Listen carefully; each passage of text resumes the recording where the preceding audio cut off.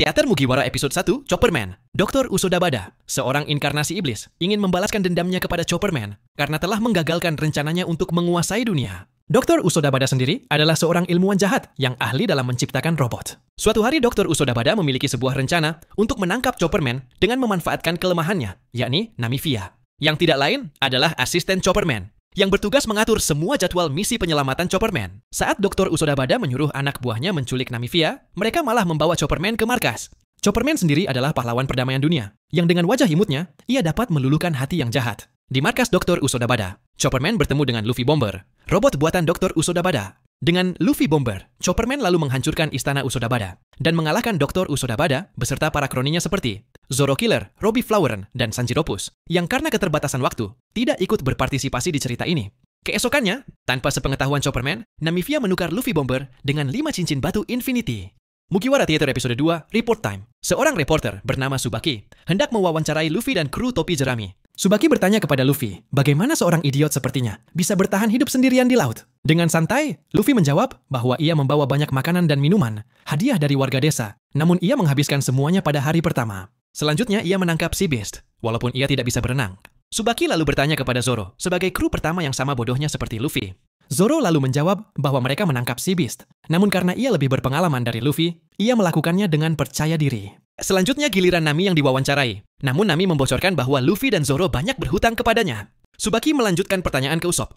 Usopp menjelaskan bahwa ia pandai memancing, dan hasilnya dimasak oleh Nami. Namun Nami meminta mereka untuk membayar siapapun yang memakan masakannya. Terakhir Tsubaki mewawancarai Sanji, yang menyatakan bahwa ia hanya memasak untuk Nami seorang, karena hobi dia adalah Nami. Tetapi kru yang lain tetap memaksa memakan masakannya. Sambil memakan masakan Sanji, Tsubaki menutup wawancara yang tidak jelas ini. Teater Mugiwara episode 3, Obahan Time. Jika kru topi jerami adalah obahan, siapakah yang terkuat di antara mereka? Suatu hari, Luffy Zaki mendapati dirinya kehabisan soy sauce. Luffy Zaki lalu menuju rumah Zoroyama untuk meminta soy sauce-nya. Namun di sana, Luffy Zaki melihat Zoroyama sedang membuat sashimi, yang mengakibatkan rumahnya terbelah, termasuk botol soy sauce miliknya. Sementara itu, di supermarket Esoflavon, Choppamori sedang melahap semua makanan sampel. Sedangkan pada saat yang sama, Sanjida berusaha merangkul ibu-ibu yang lain, dengan alasan bahwa mereka sama-sama wanita.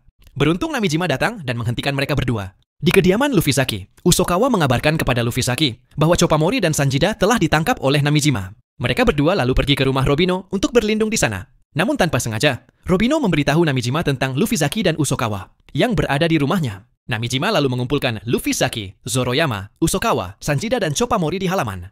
Di hadapan Robino, Namijima menagih uang kontrakan yang sudah sebulan mereka tunggak. Ternyata, walaupun mereka bukan bajak laut, Nami tetaplah yang terkuat di kru topi jerami. Teater Mugiwara episode 4, Ruthless Time. Don Luffyone mengadakan pertemuan dengan Don Zoroark dan Don Sanjino. Ketiga mafia ini berunding untuk menentukan siapa yang akan menjadi pemimpin kota mafia. Don Luffyone lalu mengejek Don Sanjino dikarenakan ia tidak menyisir rambutnya ke belakang. Namun, Don Sanjino mengatakan bahwa satu sisi yang disisir ke belakang itu sudah cukup. Akan tetapi Don Luffyone menganggap hal itu seperti pria yang hanya memiliki satu bola. Melihat perdebatan kedua mafia itu semakin panas, Don Zoroark lalu memberikan ide untuk memulai perang.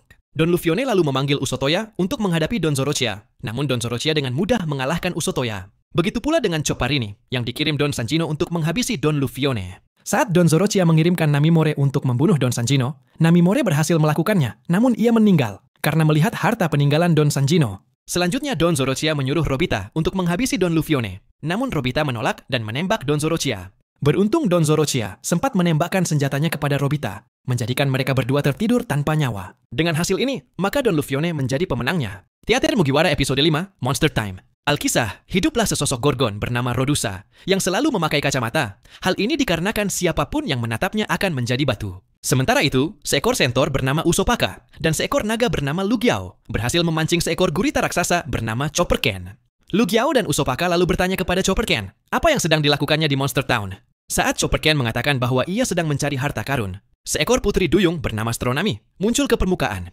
Stronami lalu melarang Chopperken mengambil harta karun miliknya. Dan ketika Chopperken menantangnya, seekor imp laut bernama Sanzaler muncul dan memarahi Chopperken karena tidak mematuhi Stronami. Tiba-tiba muncul seekor Minotaur bernama Zoromilk. Tanpa alasan yang jelas, Minotaur itu ingin menghabisi Sanzaler. Mendengar ribut-ribut, Rodusa datang dan berencana menghukum mereka. Beruntung Lugiao segera menenangkan Rodusa, berencana memberikan harta dasar laut untuknya. Rodusa menjadi terharu dan menangis, tanpa sengaja menjatuhkan kacamatanya. Ketika Rodusa berniat untuk berterima kasih, para monster yang lain telah berubah menjadi batu karena menatap mata Rodusa.